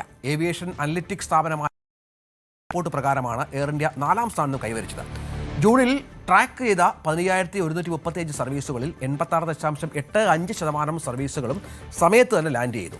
86.23% വിമാനങ്ങൾ കൃത്യസമയത്ത് പുറപ്പെട്ടു. 99.7% എയർ ഇന്ത്യയുടെ കംപ്ലീഷൻ ഫാക്ടർ, അതായത് നിശ്ചയിച്ച സർവീസുകൾ സമയപ്രകാരം പൂർത്തിയാക്കിയത്. അങ്ങനെയാണ് മെച്ചപ്പെട്ട നെറ്റ്വർക്ക്, ആഭ്യന്തര അന്താരാഷ്ട്ര സർവീസുകളിലെ കാര്യക്ഷമമായ ഏകോപനം, പ്രവർത്തനം മെച്ചപ്പെടുത്തുന്നതിന് നടത്തുന്ന നീക്കങ്ങൾ എന്നിവയാണ് ഈ നേട്ടത്തിന് പിന്നിലെന്ന് കമ്പനി അറിയിച്ചു. ഡൽഹി, മുംബൈ വിമാനത്താവളങ്ങൾ കേന്ദ്രീകരിച്ചുള്ള ഹബ് ആൻഡ് സ്പോക്ക് മാതൃകയിലാണ് എയർ ഇന്ത്യ ഇപ്പോൾ പ്രവർത്തിക്കുന്നത്. അതിവേഗ വികസനത്തിന്റെ ഭാഗമായി ലോകത്തിലെ ഏറ്റവും വലിയ ഫ്ലീറ്റ് നവീകരണ പദ്ധതികളിലൊന്നാണ് എയർ ഇന്ത്യയിൽ നടപ്പിലാക്കുന്നത്. 6,600 പുതിയ എയർബസ്, ബോയിങ് വിമാനങ്ങൾക്കാണ് ഓർഡർ നൽകിയിട്ടുള്ളത് എന്നും കമ്പനി അറിയിച്ചു. മണിപ്പൂരിൽ നിന്ന് അമേരിക്കൻ ഡ്രോൺ വിദഗ്ധനും കൂലിപ്പടയാളിയുമായ മാത്യു വാൻഡക്കിനെ അറസ്റ്റ് ചെയ്തതിന് പിന്നാലെ മറ്റൊരു അമേരിക്കൻ പൗരൻ കൂടി ഇന്ത്യയിൽ ദുരൂഹ സാഹചര്യത്തിൽ പിടിയിലായി. മുൻ US സ്പെഷ്യൽ ഫോഴ്സ് സൈനികരെന്ന് അവകാശപ്പെടുന്ന കാലിഫോർണിയ സ്വദേശി ജോർദാൻ ബ്രൗണിനെയാണ് ജൂലൈ 11 ഉത്തർപ്രദേശിലെ സോനാവുലിയിലുള്ള ഇന്ത്യ നേപ്പാൾ അതിർത്തിയിൽ വെച്ച് SSB അറസ്റ്റ് ചെയ്ത്. യാത്രാരേഖകളില്ലാതെ നേപ്പാളിലേക്ക് കടക്കാൻ ശ്രമിക്കുന്നതിനിടെയാണ് ഇയാൾ പിടിയിലായത്. SSB ജവാനിൽ നിന്ന് ഓടി രക്ഷപ്പെടാൻ ശ്രമിച്ച ബ്രൗണിനെ പ്രാദേശിക ഗ്രാമവാസികളുടെ സഹായത്തോടെയാണ് സുരക്ഷാ സേന പിടിച്ചത്. പിടിയിലായ സമയത്ത് ഇയാളുടെ പക്കൽ നിന്ന് 31,460 രൂപയും 2 മൊബൈൽ ഫോണുകളും കണ്ടെടുത്തു. എന്നാൽ പാസ്പോർട്ടോ വിസയോ മറ്റ് ഔദ്യോഗിക തിരിച്ചറിയൽ രേഖകളോ ഇയാളുടെ പക്കൽ ഉണ്ടായിരുന്നില്ല എന്നാണ് മനസ്സിലാക്കേണ്ടത്. ഇയാൾ നൽകുന്ന മൊഴികൾ അടിക്കടിക്ക് മാറ്റുന്നത് അന്വേഷണ ഏജൻസികളെ കുഴപ്പിക്കുന്നുണ്ട്. തായ്ലൻഡിൽ വെച്ച് പാസ്പോർട്ട് നഷ്ടപ്പെട്ടു എന്നും തുടർന്ന് ശ്രീലങ്കയിൽ നിന്ന് കടൽ മാർഗമാണ് ഇയാൾ എത്തിയതെന്ന് മറ്റുമാണ് പറയുന്നത്. ഏതായാലും ഗോവയിൽ താമസിച്ചു വരികയായിരുന്നു എന്ന് അവകാശപ്പെടുന്നു. എന്നാൽ താൻ 2 മാസം മുമ്പ് അമേരിക്കയിൽ നിന്ന് നേരിട്ട് ഗോവയിൽ എത്തിയതാണ് എന്ന് പറയുന്ന മൊഴിയും ഈ അന്വേഷണ ഉദ്യോഗസ്ഥരെ കുഴയ്ക്കുന്നുണ്ട്. ഏതായാലും കൂടുതൽ അന്വേഷണങ്ങൾ ഇതുമായി ബന്ധപ്പെട്ട SSB സംഘം നടത്തുന്ന പശ്ചാത്തലമുണ്ട്. ഇമിഗ്രേഷൻ ആക്ട് പ്രകാരം ഇയാൾക്കെതിരെ കേസെടുത്തിട്ടുണ്ട് എന്നാണ് ഏറ്റവും പുതിയ വിവരമായി പുറത്തുവരുന്നത്. ആഗോള മദ്യവിപണിയെ ഞെട്ടിപ്പിക്കാൻ പ്രവാസി മലയാളിയുടെ മദ്യ ബ്രാൻഡായ മണവാട്ടി 96.2%, അതായത് ലോകത്ത് ഏറ്റവും അധികം ആൽക്കഹോൾ കണ്ടന്റുള്ള മദ്യം അവതരിപ്പിക്കുന്നത് കൊച്ചി സ്വദേശിയായ പ്രവാസി സംരംഭകൻ ജോൺ സേവ്യറാണ്. ലോകത്തെ ഞെട്ടിക്കുന്ന കുപ്പിയിലടച്ച ഭൂതമായി വിപണിയിലെത്തുന്നത് ഇതുവരെ ലോകത്തിലെ ഏറ്റവും ശക്തമായ മദ്യമായി അറിയപ്പെട്ടിരുന്ന പോളിഷ് ബ്രാൻഡ് പോൾമോസ് സ്പിരിറ്റ്സിന് പിന്നിലാക്കിയാണ് ഈ വരവ്. അതായത് 96% ആൽക്കഹോൾ അടങ്ങിയ മദ്യമാണ് പോൾമോസ് സ്പിരിറ്റ്സ് പുറത്തിറക്കിയതെങ്കിൽ അതിൽ നിന്ന് 0.2% അധിക ലഹരിയാണ് മണവാട്ടിയുടെ ഈ കുപ്പികളിലൂടെ എത്തുന്നത്. ഈ കുട്ടിച്ചാത്തൻ, തീതുപ്പും കുട്ടിച്ചാത്തൻ എന്നും മറ്റുമാണ് ഇതിനെ നിർമ്മാതാക്കൾ വിശേഷിപ്പിക്കുന്നത്. UK ആസ്ഥാനമായ ലണ്ടൻ ബാരൽ ലിമിറ്റഡാണ് ഈ ലഹരിക്ക് പിന്നിൽ. 50 മില്ലി ഉള്ള കുഞ്ഞൻ കുപ്പിയിലാണ് ഈ എത്തുന്നത്. പക്ഷേ നേരത്തെ ഇവർ മണവാട്ടി എന്ന ബ്രാൻഡ് ഇറക്കി. ഏറെ പ്രശസ്തരായ പ്രവാസി മലയാളിയാണ് ശ്രീ ജോൺ സേവ്യർ എന്നതുകൂടി ശ്രദ്ധയിൽ വെക്കണം. അതായത് കൊച്ചിയിൽ നിന്ന് ലണ്ടനിലെത്തി മലയാളി ശൈലിയിൽ തട്ടുകടയും കള്ളഷാപ്പും നടത്തി വിജയിപ്പിച്ച ആൾ ഇന്ന് ആഗോള മദ്യവിപണിയിലെ ശ്രദ്ധേയമായ ഒരു പേരായി മാറുകയാണ്. ഇന്ത്യൻ അരാക്ക്, നമ്മുടെ നാടൻ ചാരായം, നാടൻ വാറ്റി ആരായത്തെ മണവാട്ടി എന്ന പേരിൽ ലോകവിപണിയിൽ എത്തിച്ച് ശ്രദ്ധേയനാക്കിയ ഒരാൾ കൂടിയാണ്. ഇന്ന് മണവാട്ടി നമ്മുടെ എയർപോർട്ടുകളിലും പ്രത്യേകിച്ച് കൊച്ചി രാജ്യാന്തര എയർപോർട്ടിലൊക്കെ മണവാട്ടി നിലവിൽ ലഭ്യമാണ്. 44% മണവാട്ടിയിലെ ആൽക്കഹോളിൻ്റെ കണ്ടന്റ്. അത് മാത്രമല്ല 75% വീര്യത്തോടെ മണവാട്ടി ഓവർ എന്ന ഒരു ബ്രാൻഡ് കൂടി ഇപ്പോൾ ലഭ്യമാക്കിയിട്ടുണ്ട്. UK, യൂറോപ്പ്, UAE, ആഫ്രിക്കൻ രാജ്യങ്ങൾ, ഓസ്ട്രേലിയ, ന്യൂസിലൻഡ് തുടങ്ങി ലോകം മുഴുവൻ ഇപ്പോൾ മണവാട്ടിക്ക് വലിയ സ്വീകാര്യത ലഭിക്കുന്ന പശ്ചാത്തലം കൂടി നിർണായകമാണ്. അതിന് പിന്നാലെയാണ് ഈ കുട്ടിച്ചാത്തൻ രംഗത്ത് വരുന്നത്. ഉടൻ തന്നെ വിപണികളിൽ അത് ലഭ്യമാകുമെന്ന പ്രതീക്ഷയിലാണ് ഇതിനെ പ്രതീക്ഷിച്ചിരിക്കുന്നു. ഇൻഡസ്ട്രിയൽ എക്സ്റ്റൻഷൻ ഓഫീസർ തസ്തികയിലേക്കുള്ള PSC ലിസ്റ്റിൽ പെൺമക്കളെ അനധികൃതമായി ഉൾപ്പെടുത്തിയതിന് കർണാടക PSC ചെയർമാനെ ഗവർണർ സസ്പെൻഡ് ചെയ്തു. മക്കളായ സുമയെ സംവരണ കോട്ടയിലും അനുരാധയെ ജനറൽ വിഭാഗത്തിലും തിരികെ കയറ്റിയതിനാണ് ശിവശങ്കരപ്പ S എന്ന PSC ചെയർമാനെതിരെ നടപടി സ്വീകരിച്ചിരിക്കുന്നത്. കേസ് സുപ്രീം കോടതിയുടെ പരിഗണനയ്ക്ക് വിടാൻ രാഷ്ട്രപതിയോട് ഗവർണർ ശുപാർശ ചെയ്തു. സംവരണ ആനുകൂല്യം ലഭിക്കാൻ വാർഷിക വരുമാനം 40,000 രൂപ മാത്രമെന്ന വ്യാജ വരുമാന സർട്ടിഫിക്കറ്റ് കൂടി ഇയാൾ ഹാജരാക്കിയെന്നാണ് ഇപ്പോൾ മനസ്സിലാക്കേണ്ടത്. സെക്രട്ടറിയുടെ പരാതിയുടെ അടിസ്ഥാനത്തിൽ പോലീസ് കേസെടുത്തതിന് പിന്നാലെയാണ് PSC നിയമനത്തിലെ ക്രമക്കേടിനെക്കുറിച്ച് അന്വേഷണം ആവശ്യപ്പെട്ട് കേന്ദ്രമന്ത്രി പ്രഹ്ലാദ് ജോഷി ഗവർണർക്കും മുഖ്യമന്ത്രിക്കും കത്തെഴുതിയത്. ഇതോടെ നടത്തിയ അന്വേഷണത്തിലാണ് ഈ തട്ടിപ്പ് പുറത്തു വന്നത്. കമ്മീഷൻ യോഗങ്ങളിൽ നിന്ന് ചെയർമാനെ മാറ്റി നിർത്താൻ തീരുമാനിച്ചിരുന്നു. ചെയർമാന്റെ രാജി ആവശ്യപ്പെട്ട് പാസാക്കിയ പ്രമേയം ഹൈക്കോടതി ഇടപെട്ട് താൽക്കാലികമായി സ്റ്റേ ചെയ്തിരിക്കുകയാണ്. കാപ്പ കേസിൽപ്പെട്ട വിയൂർ സെൻട്രൽ ജയിലിൽ ജുഡീഷ്യൽ കസ്റ്റഡിയിൽ കഴിയുന്ന തിരുവനന്തപുരം വാഴാട്ടുകോണം BJP വാർഡ് കൗൺസിലർ സുഗതന്റെ പുനഃസത്യപ്രതിജ്ഞ അല്പസമയത്തിനകം രാവിലെ 11 മണിക്കാണ് ഈ പരിപാടി നിശ്ചയിച്ചിരിക്കുന്നത്. സെൻട്രൽ ജയിലിൽ അതീവ സുരക്ഷാ ക്രമീകരണങ്ങൾക്ക് നടുവിലാകും തെരഞ്ഞെടുപ്പ് റിട്ടേണിംഗ് ഓഫീസറുടെ സാന്നിധ്യത്തിൽ സത്യപ്രതിജ്ഞ. ജയിൽ സൂപ്രണ്ടിന്റെ ഓഫീസിലാണ് ചടങ്ങ് നടക്കുക. മേയർ VV രാജേഷ് സത്യവാചകം ചൊല്ലിക്കൊടുക്കും. ഹൈക്കോടതി നിർദ്ദേശത്തിന്റെ അടിസ്ഥാനത്തിലാണ് സംസ്ഥാന ചരിത്രത്തിൽ ആദ്യമായി ഒരു ജനപ്രതിനിധി ജയിലിനുള്ളിൽ വെച്ച് സത്യപ്രതിജ്ഞ ചെയ്യാൻ ഒരുങ്ങുന്നത്. തിരുവനന്തപുരം നഗരസഭയിലെ ഒരു BJP കൗൺസിലറും അയോഗ്യരാകാൻ പോകുന്നില്ലെന്ന് മേയർ VV രാജേഷ്. 5 വർഷവും നന്നായി തന്നെ ഭരണം മുന്നോട്ട് കൊണ്ടുപോകും. കോടതിയുടെ നടപടിക്രമങ്ങൾ കൃത്യമായി തന്നെ നടപ്പിലാക്കുമെന്നും VV രാജേഷ് വ്യക്തമാക്കി. അല്ല, 5 വർഷത്തേക്ക് വളരെ ഭംഗിയായിട്ട് ഭരിച്ച് മുന്നോട്ട് പോവുകയാണ്. അത് കഴിഞ്ഞുള്ള കാര്യങ്ങൾ നമുക്ക് അതിനുശേഷം പറയാം. ഈ ടേമിൽ ആരും അയോഗ്യരാവാൻ പോകുന്നില്ല. അയോഗ്യരാകുന്ന സാഹചര്യം ഉണ്ടാകാതെ മേയർ എന്നുള്ള നിലയ്ക്ക് സംരക്ഷിക്കും. ഭരണസമിതി എല്ലാവരെയും പരസ്പരം സംരക്ഷിച്ച് തന്നെ മുന്നോട്ട് പോകും. 101 പേര്. 2 കളിക്കരികെ കിരീടം. Football in association with Methar Eagle FC Kerala.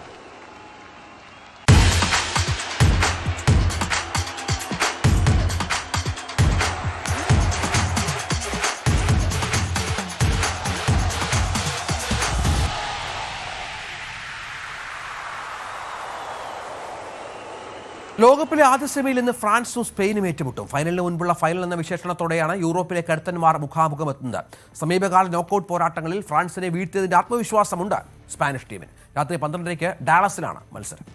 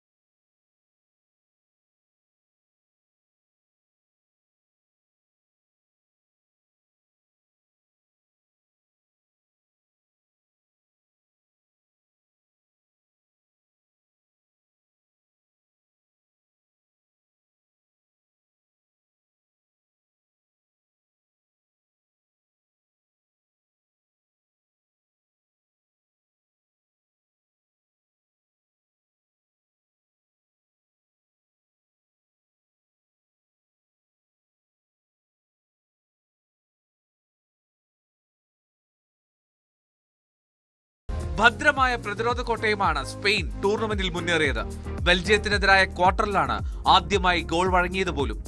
Goal keeper Unai സിമോണിന് കരുത്താകുന്നത് ലപ്പോർട്ടും കുബാർസിയും പെഡ്രോ പോറോയും കുക്കുറയും ചേർന്നുള്ള ഉരുക്കുകോട്ടയാണ്. ക്യാപ്റ്റൻ റോദ്രി മധ്യനിരയിൽ കെടാക്കനലാണ്. ഡാനി ഓൾമോ ഒയർസബാൽ സഖ്യത്തിനൊപ്പം റൈറ്റ് വിങ്ങിലെ ലാമിൻ യമാലിന്റെ നൃത്തം കൂടിയാകുമ്പോൾ ഫ്രഞ്ച് ഡിഫൻസ് ആദ്യമായി ഒന്ന് പരുങ്ങും. ഫ്രാൻസ് തങ്ങളെയാണ് പേടിക്കേണ്ടത്, അവരെ ഞങ്ങൾക്ക് ഭയമില്ല എന്ന് ആദ്യ വെടിപൊട്ടിച്ചതും യമാലാണ്. കഴിഞ്ഞ യൂറോ കപ്പ് സെമിയിലും നേഷൻസ് ലീഗിലും ഫ്രാൻസിനെ പരാജയപ്പെടുത്തിയപ്പോൾ യമാലിന്റെ ഗോളടി മികവുണ്ടായിരുന്നു. പ്രവചനങ്ങളിൽ മുഴുവൻ ഫ്രാൻസിനാണ് മുൻതൂക്കം. ഈ ടൂർണമെന്റിൽ അവർ കളിച്ചു വന്ന വഴി തന്നെ അതിനുള്ള കാരണം. പക്ഷേ ഇത് ഫുട്ബോളാണ്, ലോകകപ്പിന്റെ സെമി ഫൈനലാണ്. ഡാലസിൽ വിസ്മയം പ്രതീക്ഷിച്ച് കാത്തിരിക്കാം. World Cup desk, news 18.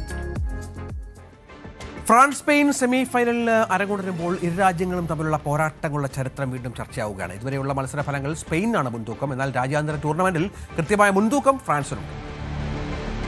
സൗഹൃദ മത്സരങ്ങൾ ഉൾപ്പെടെ 38 തവണയാണ് ഇരു രാജ്യങ്ങളും ഏറ്റുമുട്ടിയിട്ടുള്ളത്. ഇതിൽ 18 തവണ സ്പെയിൻ ജയിച്ചപ്പോൾ 13 തവണയാണ് ഫ്രാൻസിന് ജയം സ്വന്തമാക്കാനായത്. 7 മത്സരങ്ങൾ സമനിലയിൽ കലാശിച്ചു. 1929 സൗഹൃദ മത്സരത്തിൽ സ്പെയിൻ 8-1 ജയിച്ചതാണ് അവരുടെ പടുകൂറ്റൻ ജയം. ആകെ വിജയങ്ങളിൽ സ്പെയിൻ മുന്നിലാണെങ്കിലും ഫിഫയും യുവേഫയും സംഘടിപ്പിച്ച മത്സരങ്ങളിൽ വ്യക്തമായ മുൻതൂക്കം ഫ്രാൻസിനാണ്. രാജ്യാന്തര വേദികളിലെ 12 മത്സരങ്ങളിൽ 6 ഫ്രാൻസ് ജയിച്ചപ്പോൾ സ്പെയിനിന് 4 തവണ മാത്രമാണ് ജയിക്കാൻ കഴിഞ്ഞത്. എന്നാൽ മറ്റൊരു പ്രധാനപ്പെട്ട കാര്യം സ്പെയിൻ നേടിയ 4 ജയങ്ങളും ഈ നൂറ്റാണ്ടിലായിരുന്നു എന്നതാണ്. സൗഹൃദ മത്സരങ്ങളിൽ ഉൾപ്പെടെ 2000-ന് ശേഷം 12 തവണ ഏറ്റുമുട്ടി ഇരു രാജ്യങ്ങളും. ഇതിൽ 8 തവണ സ്പെയിനാണ് വിജയിച്ചത്. അവസാനമായി 2 ടീമുകളും ഏറ്റുമുട്ടിയത് യൂറോ കപ്പിന്റെയും നേഷൻസ് ലീഗിന്റെയും സെമി ഫൈനലുകളിലാണ്. ആ 2 മത്സരങ്ങളിലും സ്പെയിനാണ് വിജയം കണ്ടത്. അങ്ങനെ 2 കിരീടമോഹങ്ങളാണ് സ്പെയിൻ തകർത്തത്. ആ 2 സെമി വിജയങ്ങൾക്ക് ശേഷം വീണ്ടും ഒരു സെമി ഫൈനലിലാണ് നേർക്കുനേർ വരുന്നതെന്നത് കൗതുകമാണ്. പക്ഷേ ഇക്കുറി ആര് ജയിക്കുമെന്ന് പ്രവചിക്കുക പ്രയാസമാണ്. ലാമിൻ യമാലിന്റെ ഗോളടി മികവ് ഈ സെമിയിലും ഉണ്ടാകുമോ എന്നും കാത്തിരിക്കാം. World Cup desk, news 18. ലോകകപ്പിന്റെ സെമി ഫൈനൽ മത്സരങ്ങൾ മുതൽ ഫൈനൽ വരെ ഉപയോഗിക്കുന്നത് ട്രയോണ്ടയുടെ മറ്റൊരു പന്ത്. ട്രയോണ്ട ഫൈനൽ എന്നാണ് നിർമ്മാതാക്കൾ പന്തിന് പേരിട്ടിരിക്കുന്നത്. ലോക കിരീടത്തിന്റെ നിറമാണ് പന്തിന് നൽകിയിരിക്കുന്നത്.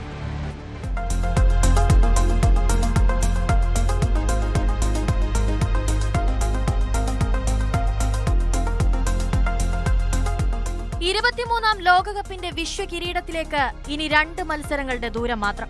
അവസാന മത്സരങ്ങൾക്ക് കുറച്ചുകൂടി ആവേശം പകരാൻ വേണ്ടിയാണ് ഫിഫയും അഡിഡാസും പുതിയ മാച്ച് ബോൾ അവതരിപ്പിച്ചത്.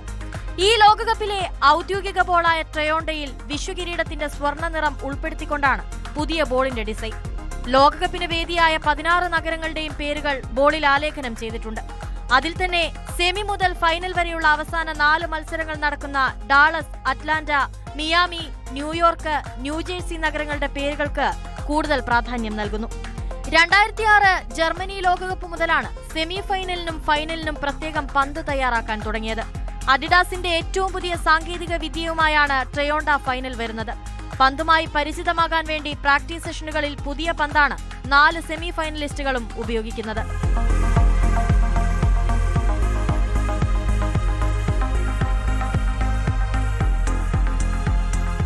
World Cup desk, news 18. ലോകകപ്പ് പോലുള്ള വിശ്വമാമാങ്കങ്ങളുടെ സമയത്ത് ഒരുപാട് ജേഴ്സികൾ വിറ്റഴിക്കപ്പെടും. ടൂർണമെന്റ് അവസാനിക്കുന്നതോടെ ഉപയോഗശൂന്യമായി അവ മാലിന്യ കൂമ്പാരത്തിലേക്ക് പോവുകയും ചെയ്യും. വസ്ത്രമാലിന്യത്തിന് ഒരു പരിഹാരവുമായി എത്തിയിരിക്കുകയാണ് നോർത്ത് മാസിഡോണിയയിലെ ഒരു കൊച്ചു ഫാക്ടറി.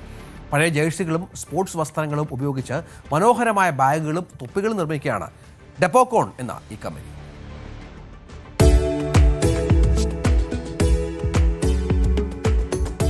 നോർത്ത് മെസിഡോണിയയിലെ സ്റ്റിപ്പ് നഗരത്തിലാണ് ഡെപ്പാക്കോൺ എന്ന ഈ മാതൃകാ കമ്പനി.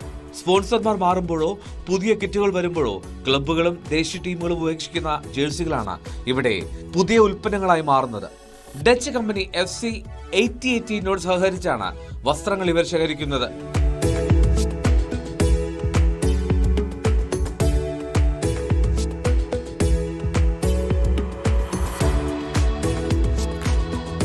ഒരു ലോകകപ്പ് കഴിയുമ്പോൾ ഏകദേശം 2 കോടിയോളം ജേഴ്സികളും വസ്ത്രങ്ങളുമാണ് മാലിന്യമായി മാറുന്നതെന്ന് കമ്പനി ഉടമ ഡെയാൻ പാവിക് പറയുന്നു. ഈ കണക്ക് അറിയുമ്പോൾ മാത്രമാണ് ജനങ്ങൾ അതിന്റെ വ്യാപ്തി മനസ്സിലാക്കുന്നത്. ഇതിനൊരു പരിഹാരത്തിനാണ് തങ്ങളുടെ ശ്രമമെന്നും Dejan Pavic. Pa ako mi objasniš da postoji 20 miliona komada tekstila što stane posle ta celo svetsko prvenstvo, tek onda shvate ljudi koliko je ozbiljan problem što ima i da nudim mi neko rešenje za to. I mislim da su oni to dobro prihvatili do sada. ഈ ലോകകപ്പിലെ ജേഴ്സികൾ ഇതിനോടകം ശേഖരിക്കാൻ തുടങ്ങിയിട്ടുണ്ട്. Sponsorship മാറുമ്പോൾ ഒഴിവാക്കേണ്ടി വരുന്ന വസ്ത്രങ്ങളാണ് ഇവർ ശേഖരിച്ച് പുനർനിർമ്മിക്കുന്നത്. സ്പോൺസർമാരോ കിറ്റ് വിതരണക്കാരോ മാറുമ്പോൾ നിലവിലുള്ള വസ്ത്രങ്ങൾ നശിപ്പിച്ചു കളയുകയാണ് പതിവ്. അതിനു പകരം അവ ശേഖരിച്ച് പുതിയ ഉൽപ്പന്നങ്ങളാക്കി മാറ്റി രണ്ടാം ജന്മം നൽകാനാണ് ഈ സ്ഥാപനത്തിന്റെ ശ്രമം. പ്രതിമാസം 3000-ലധികം ഉൽപ്പന്നങ്ങളാണ് ഈ ഫാക്ടറിയിൽ നിർമ്മിക്കുന്നത്.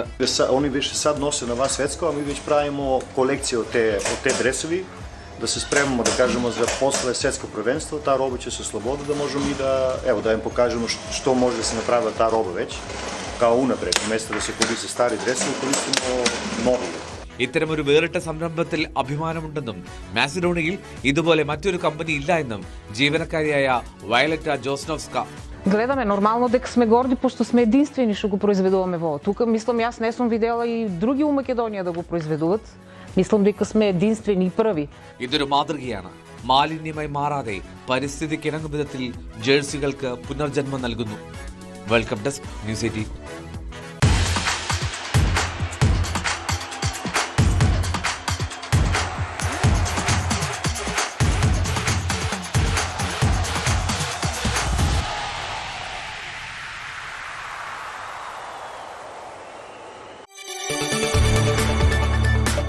കൂടുതൽ വാർത്തകൾക്ക് news 18 Keralam YouTube channel subscribe ചെയ്യുക.